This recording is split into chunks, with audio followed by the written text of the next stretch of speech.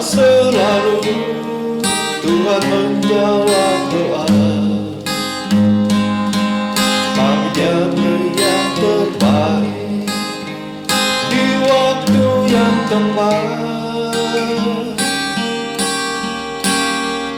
Izinkanlah Tuhan untuk bekerja, yang mustahil menjadi mungkin oleh karena percaya.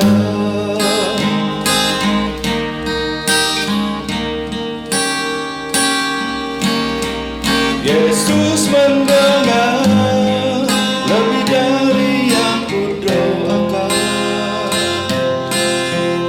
Yesus menjawab lebih dari yang kuharapkan. Dengan caranya di waktu yang tepat, bukan melihat Dia jadikan semua.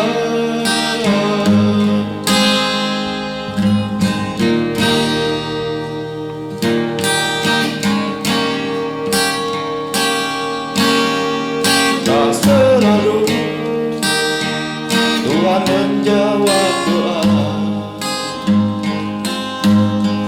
tapi Dia beri yang terbaik di waktu yang tepat.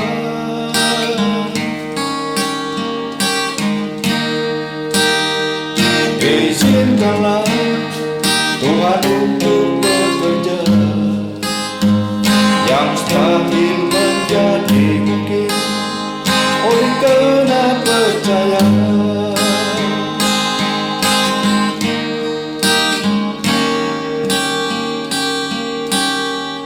Yesus mendengar lebih dari yang kudoakan.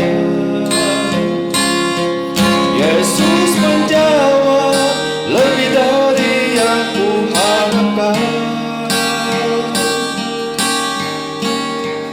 Dengan caranya di waktu yang tepat,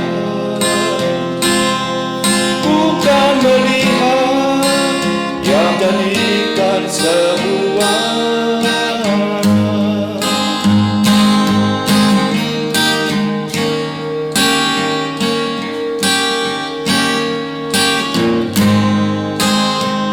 Yesus mendengar lebih dari yang kudoakan.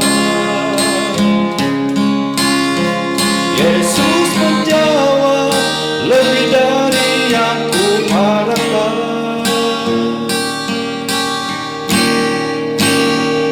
Dengan caranya di waktu yang tepat, ku pun melihat menjadi semua.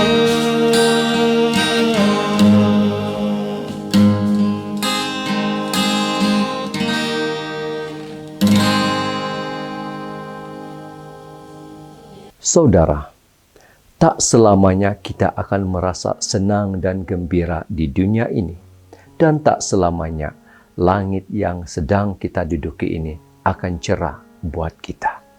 Tak selamanya kebahagiaan itu berada dalam lingkaran kehidupan kita. Ada waktunya, ada tangisan, ada waktunya, ada luka. Ada waktunya kita begitu sedih. Ada waktunya kita merasa begitu menderita, dan ada waktunya kita mencari Tuhan. Di mana Tuhan? Dikala kita sedang dihambat dengan penderitaan, kesusahan di dunia ini. Saudara dan saudari, dikala kita berdoa, tak selalu Tuhan mendengar doa kita. Tak selalu Tuhan akan menjawab doa kita seperti yang kita minta. Tetapi ingatlah bahwa Tuhan akan berikan yang terbaik buat kita. Tuhan akan izinkan semua air mata, semua tangisan penderitaan itu berada di dalam diari kehidupan kita. Karena kita akan dimatangkan oleh cabaran dan pencobaan yang sedang kita lalui pada saat ini. Tuhan sebenarnya mendengar setiap doa-doa kita. Tuhan akan menjawab setiap permintaan doa kita lebih dari apa yang kita harapkan. Dan ingatlah, jawaban Tuhan kepada setiap doa kita akan berlaku pada waktu yang tepat dan di waktu yang kita semua tidak bisa menjangkakannya.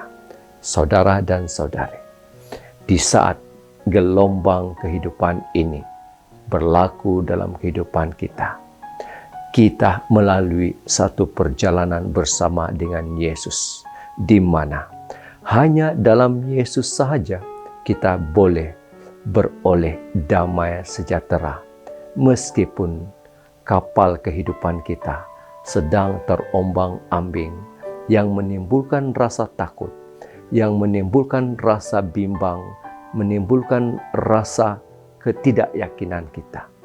Tetapi nakoda kita, Yesus Kristus, akan memberikan kita kekuatan. Karena itu, di saat kita melewati semua cabaran ini, satu yang berlaku dalam hidup kita adalah iman kita sedang diperkuatkan. Karena meskipun kita melalui badai kehidupan yang serba mencabar di dunia ini, kita tidak pernah meninggalkan Tuhan. Shalom dan selamat hari Sabat saudara dan saudari. Kita bertemu kembali dalam siaran Rohani Pemasih Media di Sabat yang terakhir, Sabat yang ke-13 untuk triwulan yang pertama di tahun 2025. Ayo kita melangkah sebagai umat Tuhan yang kuat imannya, melangkah terus walaupun di hadapannya ada satu halangan, ada satu cabaran, ada satu hambatan, ada satu pencobaan yang harus kita lalui. Tetapi dalam nama Yesus Kristus kita boleh melalui dan melakukannya. Saudara-saudari, sebelum itu mari kita bersatu di dalam doa. Kita berdoa. Tuhan di sorga, pada Sabat ini kami mau belajar firman-Mu, mengerti bagaimana Engkau akan memberikan kami kekuatan. Dari kekuatan iman yang Engkau berikan itu, kami akan menuai banyak berkat-berkat daripada kesetiaan kami kepada Engkau ya Tuhan. Terima kasih ya Tuhan, biarlah iman kami akan terus diperkuatkan, berjalan bersama menuju hadirat Tuhan, menuju kepada gerbang surga. Biarlah penamat daripada perjuangan iman kami ini adalah kami akan diberikan mahkota kehidupan kekal, berada dalam surga yang Engkau sudah janjikan. Tuhan, terima kasih. Ampunlah dosa kami. Dalam nama Yesus, kami semua sudah berdoa. Amin. Pemasih Media, reach the world. Sekali lagi selamat hari Sabat saya ucapkan buat kita semua. Terima kasih dengan kesudian Anda semua yang menonton siaran Rohani Pemasih Media untuk Sabat yang terakhir di triwulan yang pertama di tahun 2025. Semoga kita semua dalam keadaan sehat walafiat. Dan ayo kita menikmati udara di Sabat yang ke-13 ini dengan penuh rasa kesyukuran dan mau memuji Tuhan Yesus sebagai Juru Selamat kita semua. Saudara-saudari, hari ini kita belajar tentang berkaitan dengan iman kita. Dan pembicara kita pada Sabat ini adalah Elder Chigo Edson Solumin yang sudah melayani siaran rohani pada Sabat ini. Beliau membawakan kita kepada satu firman Tuhan yang ada menyebut bagaimana caranya kita melatih otot iman kita. Dan firman Tuhan berkaitan dengan iman ini, bagaimana iman kita ini yang tetap setia kepada Tuhan akan menjadi berkat buat kita semua. Nah, saya teringat kepada aktiviti ataupun hobi saya pada saat ini. Saya suka melakukan aktiviti workout, yaitu latihan bebanan. Dan salah satu latihan yang saya selalu lakukan adalah melakukan push up ataupun selalu kita katakan pumping, ataupun tekan tubi. Nah, di saat saya melakukan tekan tubi, pada mulanya saya melakukan itu, saya boleh melakukan dalam 10 repetition, 10 kali ulangan, dan saya akan jatuh dan rebah. Nah, setelah saya melakukan latihan bahagian tangan dan selalu saya melatih otot saya untuk melakukan push up ataupun pumping, saya boleh melakukannya kepada 20. Saya boleh melakukannya sehingga 30, 40. Dan yang terakhirnya, ketika saya melakukan kali ini, saya mau pecah rekod. Saya mau buat yang terbaik untuk pencapaian diri saya. Jadi, saya lakukan yang terakhirnya. Saya telah berjam melakukan push-up sebanyak 70 kali. Nah, bagaimana kita boleh mencapai suatu label pencapaian kita di dalam kehidupan adalah sejauh mana kita boleh melatih, berusaha, melakukannya dengan sungguh-sungguh sehingga kan kita boleh capai sesuatu yang pada mulanya agak mustahil, tetapi kita boleh melakukannya. Bagaimana kita boleh melatih otot iman kita, saudara dan saudari. Jadi pada sabat ini kita akan belajar firman Tuhan, renungan pendek yang disampaikan oleh Elder Edson buat kita. Bagaimana iman kita ini harus dilatih agar dengan iman kita yang diperkuatkan akan membawa tuaian berkat buat kehidupan kita sementara menanti kedatangan Yesus yang kedua kali.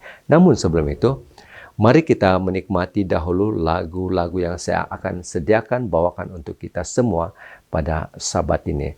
Mari kita menyanyikan lagu Tariklah Aku Ya Bapakku. Dan lagu ini dinyanyikan oleh gabungan choir daripada gereja Kibayo-Bayo. Puji Tuhan, mereka sudah menjadi sebuah gereja penuh pada saat ini. Gereja Kibayo-Bayo dengan gabungan daripada company cabang Sulasabat Kitagas dan juga daripada gereja SD Puhus yang mana saya juga turut serta di dalam lawatan mereka semasa lawatan pelayanan di gereja SDA Togo Kota Marudu, Tagaro Kota Marudu pada sabat yang ke-12, sabat yang lalu. Kali ini mereka melawat di North Sabah Mission NSM. Kita menikmati dahulu lagu yang pertama, Tariklah Aku Ya Bapakku. Dipersilakan.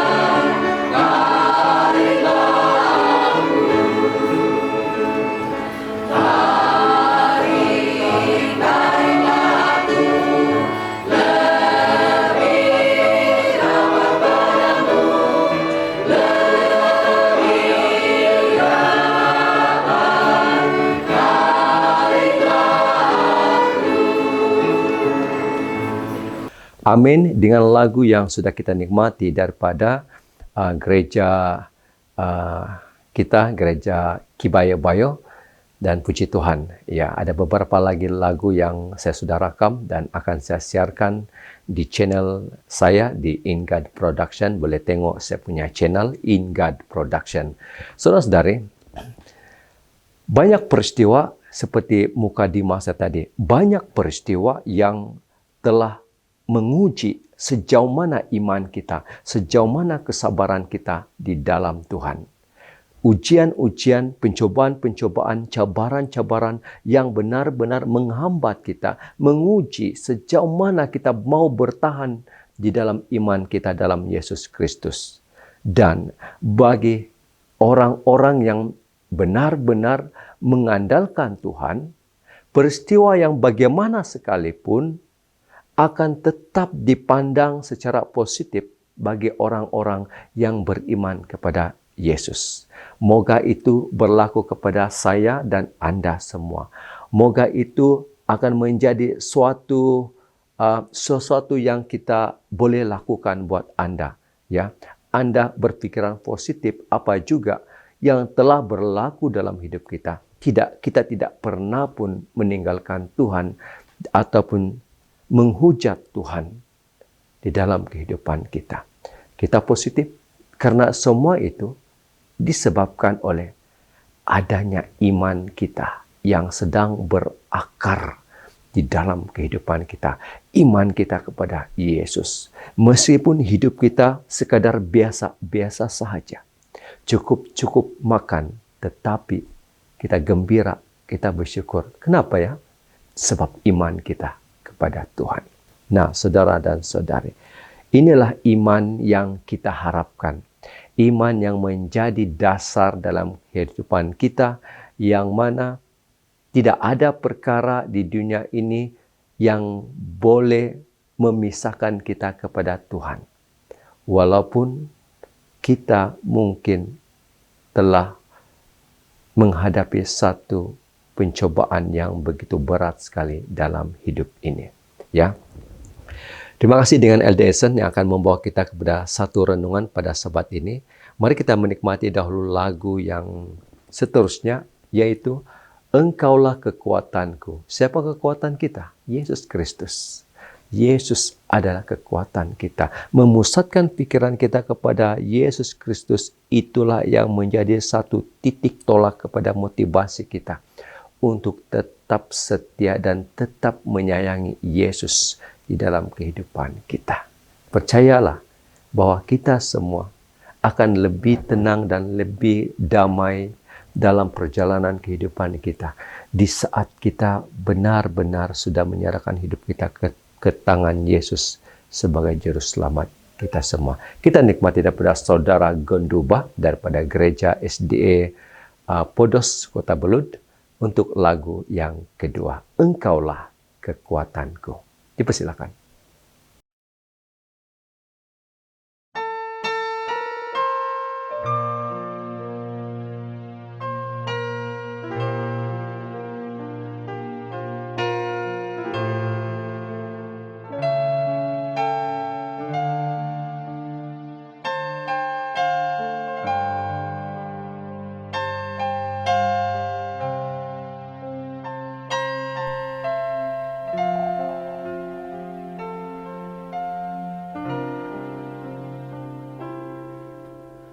Engkaulah kekuatanku, tempat perlindunganku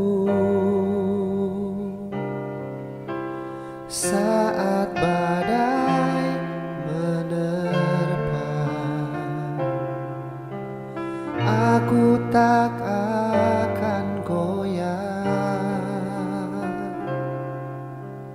Aku tak akan goyah, sebab Kau sertaku.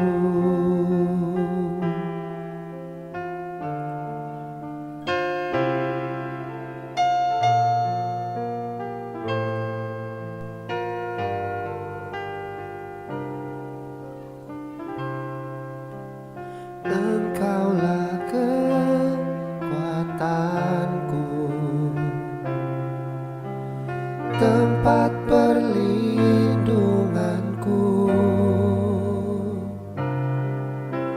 saat badai menerpa.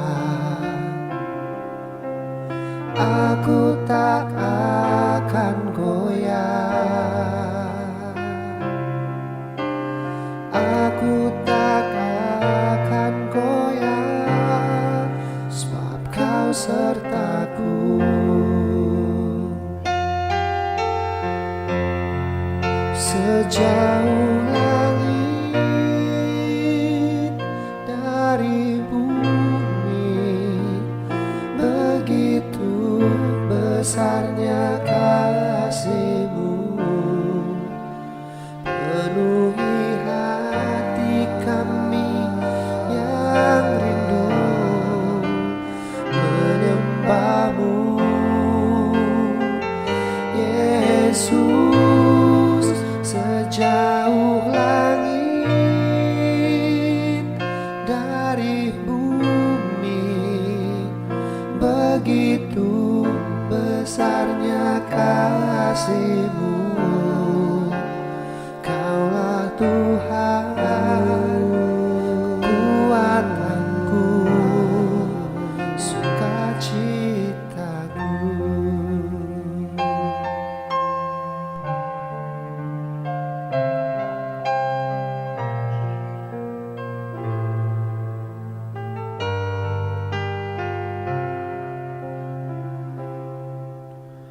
Engkaulah kekuatanku,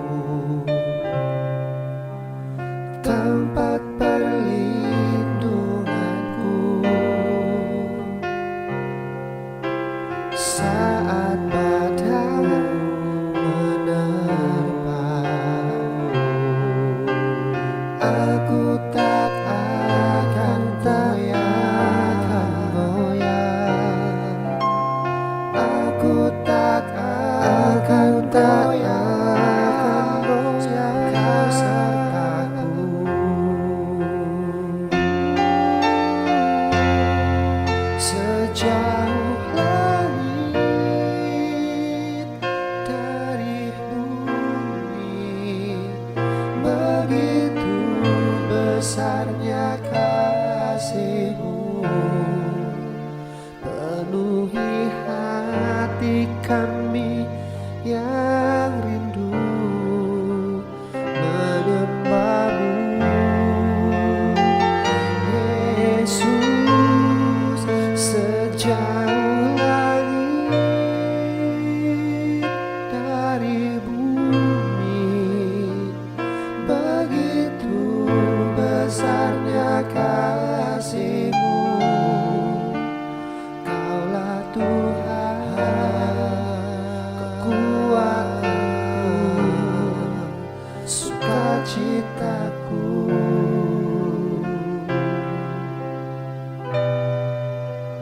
Kaulah Tuhan, kekuatanku, sukacitaku.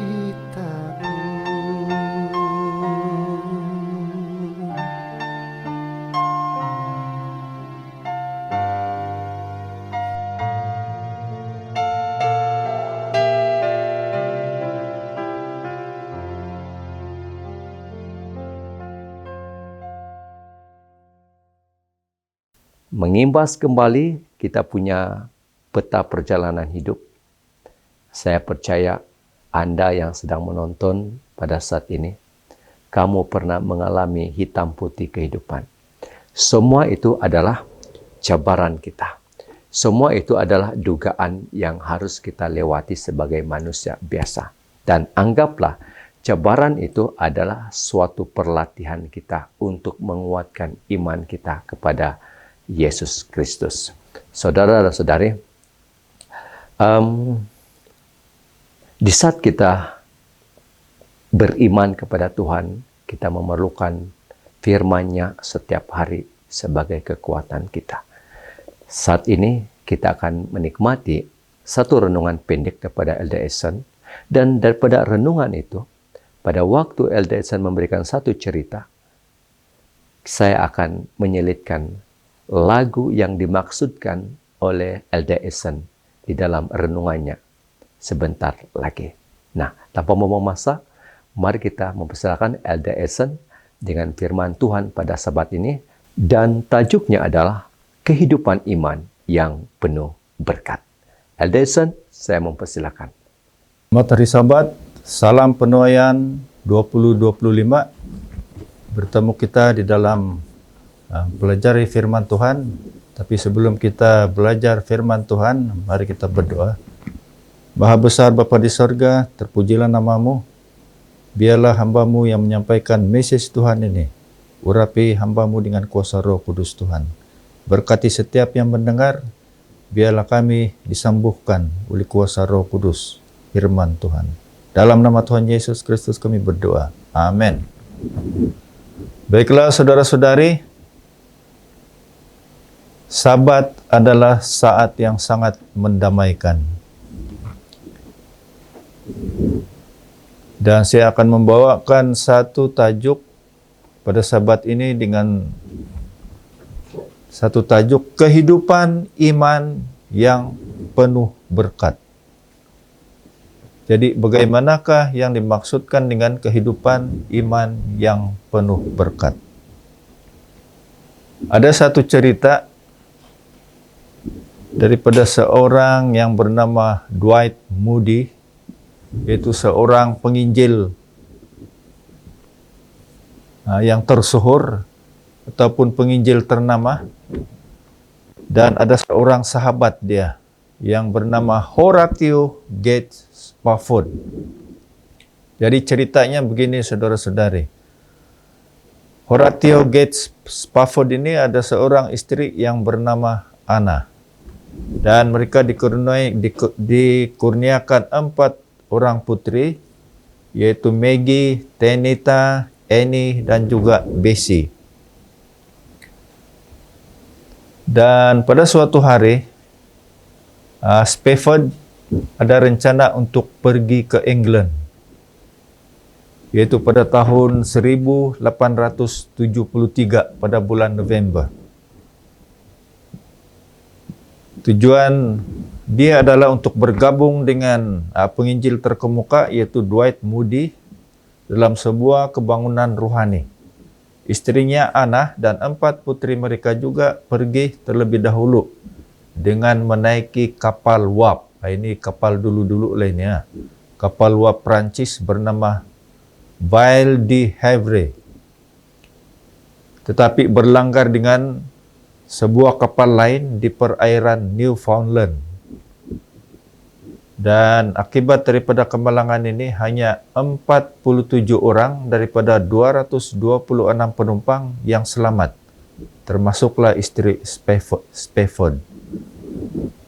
Keempat putri mereka tenggelam dan meninggal dunia. Perasaan Spafford saat menerima telegram daripada istrinya bagaimana? Istrinya Anna berduka dan memulakan telegramnya yang berbunyi selamat sendirian kepada suaminya, itu Spafford. Selepas itu Spafford segera meninggalkan segala urusannya dan berlayar ke Eropa untuk berkumpul dengan istrinya. Ketika mereka bertemu dengan Dwight Moody, Spafford berkata kepada Moody, "Semuanya baik-baik sahaja. Kehendak Tuhanlah yang terjadi." Jadi bayangkan saudara-saudari, kalau kita sendiri yang terlibat di dalam keadaan seperti ini, adakah kita dapat mengawal perasaan kita? Dan beberapa waktu selepas tragedi tersebut, Spafford telah menulis kata-kata di dalam sebuah lagu rohani yang paling disukai dalam sejarah Kristen. Jiwaku baik-baik saja, yang terdapat di dalam LP My 184. It is well with my soul. Mungkin semua kita pernah mendengar dan menyanyikan lagu tersebut. Hi, we are the Three Angels. So today kami akan mempersembahkan sebuah lagu yang bertajuk Apabila Damai. Apabila damai perjalananku,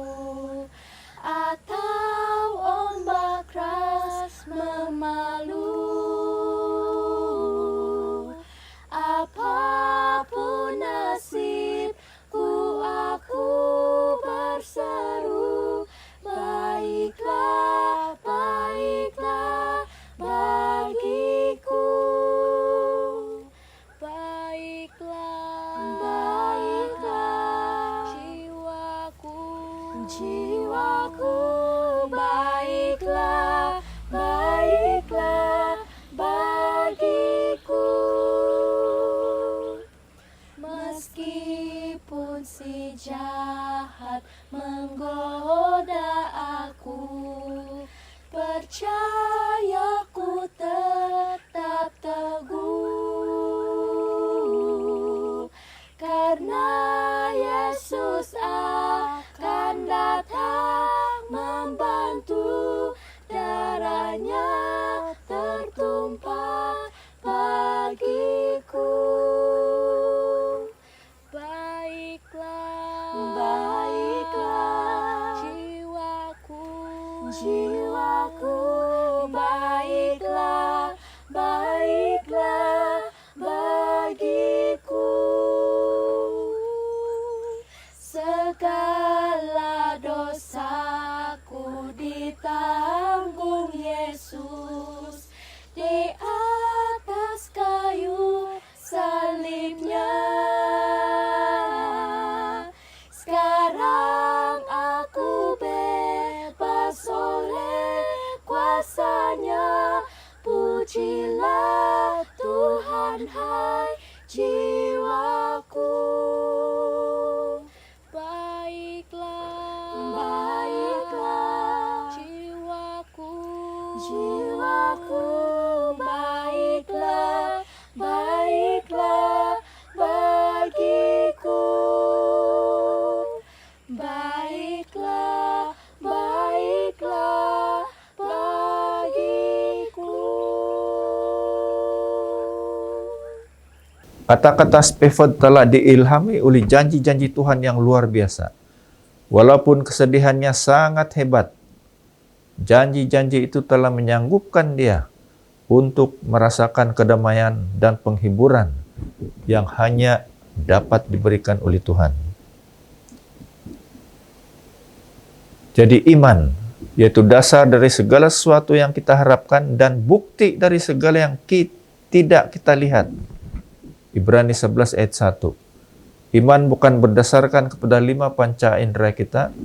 Mata iman melihat apa yang kita tidak nampak.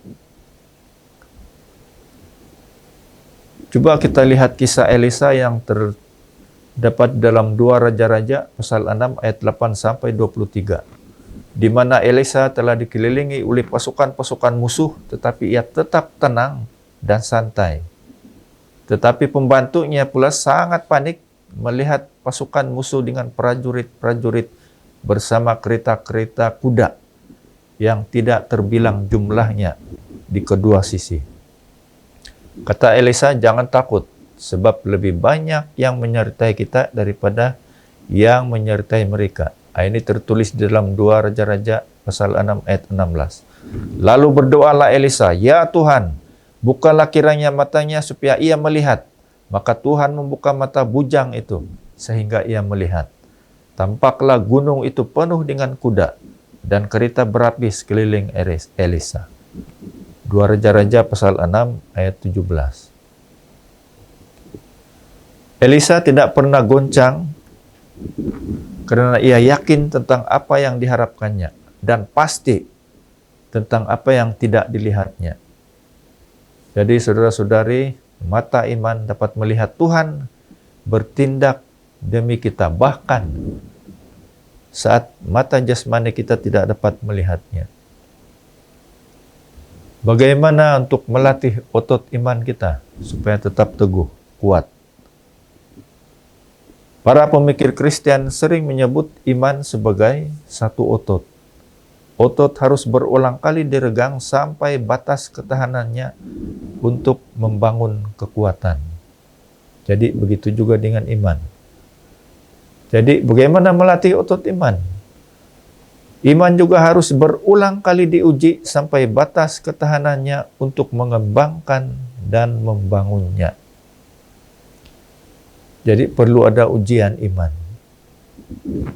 Seringkali Tuhan mengizinkan anak-anaknya melalui pengalaman-pengalaman yang menguji mereka untuk membangun otot iman mereka. Kadang-kadang ada cabaran, ada pencobaan, ada kesukaran yang lebih hebat. Seperti yang dialami mungkin si Ayub ataupun si Daud yang sering dikejar-kejar oleh Raja Saul. Selain dari itu, kita juga perlu belajar untuk percaya, untuk melatih iman kita. Anak-anak Tuhan perlu belajar untuk percaya pada janji-janji yang telah diberikannya. Proses ini berlaku dalam pengalaman kehidupan nyata, melalui pencobaan dan godaan yang sukar. Jadi saya pasti semua kita pernah mengalaminya. Iman juga ada kaitan dengan firman Tuhan. Di dalam Roma pasal 10 ayat 17 menyatakan iman timbul dari pendengaran dan pendengaran oleh firman Kristus. Bagaimana saya dapat memperbesar iman saya? Penuhilah pikiran Anda dengan firman Tuhan, termasuk janji-janji Tuhan. Jadi saudara-saudari dalam Yesus Kristus, di dalam Alkitab penuh dengan janji-janji Tuhan yang indah. Apa kata Nabi Daud?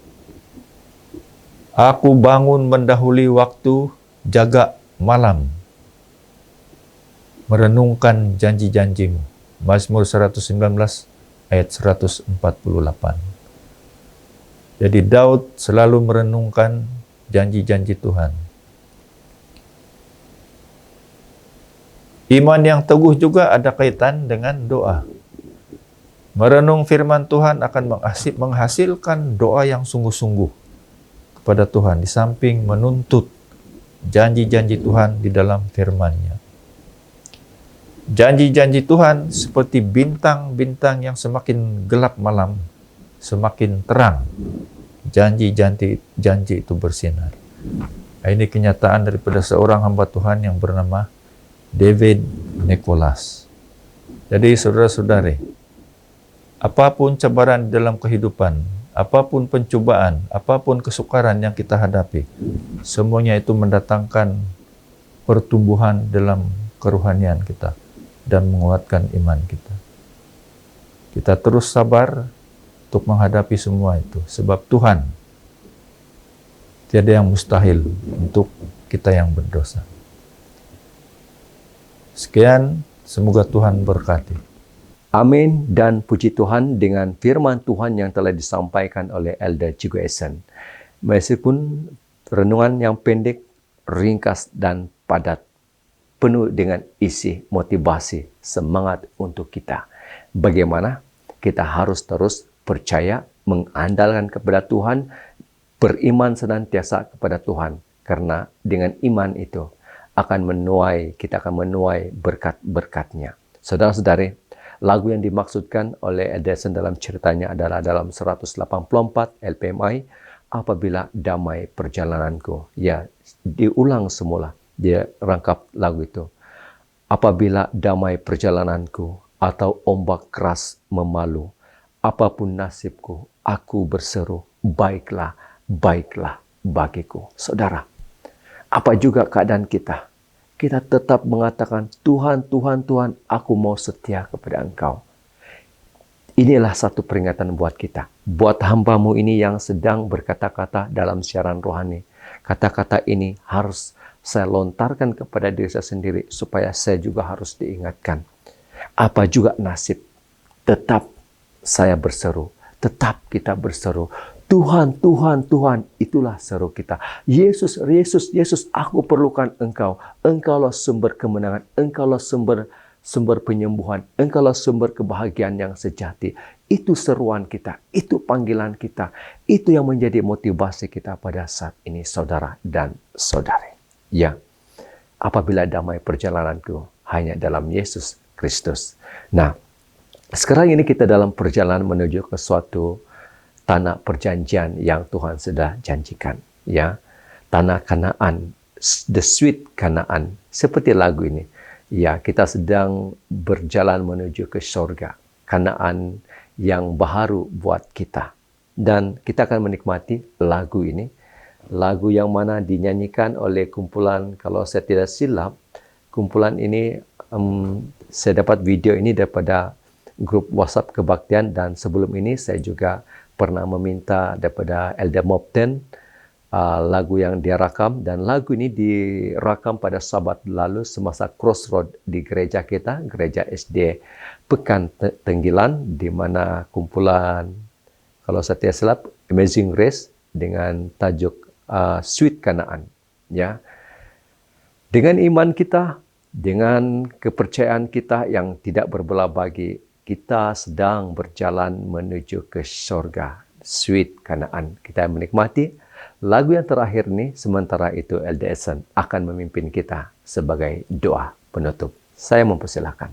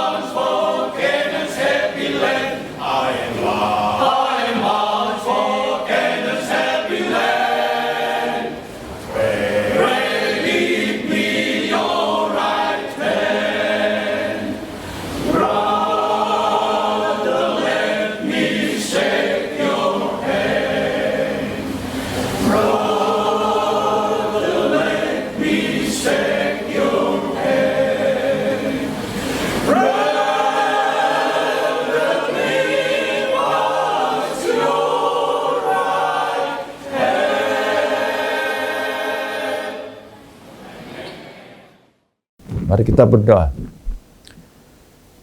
Ya Tuhan Bapa di surga, terima kasih atas firman yang baru kami dengar. Bagaimana kami harus setia, tabah untuk menghadapi setiap cobaan dalam kehidupan kami. Terima kasih Tuhan, apapun ujian yang kami hadapi, biarlah itu dapat menguatkan keimanan kami lebih dekat kepada-Mu. Ampuni kami Tuhan, di dalam nama Tuhan Yesus Kristus kami berdoa. Amin. Amin dan amin atas doa yang sudah dilayangkan oleh Elder Edson sebentar tadi. Puji Tuhan. Nah, saudara, kita berada di permulaan triwulan yang kedua. Pastinya kita sedang berada di Harvest 2025. Mari kita terus giat melakukan apa juga yang kita ada. Talenta kita, waktu kita, masa kita, uang kita, ayo kita gunakan untuk tujuan Harvest 2025. Semua ini apabila kita berada di ladang pelayanan, di gelanggang ini, di gelanggang Tuhan ini, kita sebenarnya sedang melatih otot-otot iman kita. Nah, pengalaman kita berada di dalam pelayanan, ini akan memberikan kita kekuatan. Seperti yang saya rasakan apabila saya berada di ladang pelayanan media ini. Ya, meskipun saya merasa begitu letih dan begitu kadang suntuk masa, namun saya secara pribadi merasakan inilah caranya yang saya boleh gunakan. Waktu saya, tenaga saya telah saya abdikan, telah saya berikan kepada Tuhan di dalam pelayanan media ini. Nah, kita juga, Anda juga semua, kita masing-masing berada dalam kapasiti kita sebagai jemaat kita di tempat masing-masing. Mari kita melakukan sedaya upaya kita, apa yang terbaik untuk Tuhan kita berikan kepada Tuhan. Menganggap bahwa hidup kita ini singkat saja dan waktu kita cuma sedikit lagi. Mari kita gunakan waktu yang ada untuk terus bekerja melayani bagi Tuhan. Jadi kita akan jumpa lagi. Pemasih Media menjangkau dunia. Shalom dan kita jumpa lagi. Bye-bye. Selamat hari Sabat.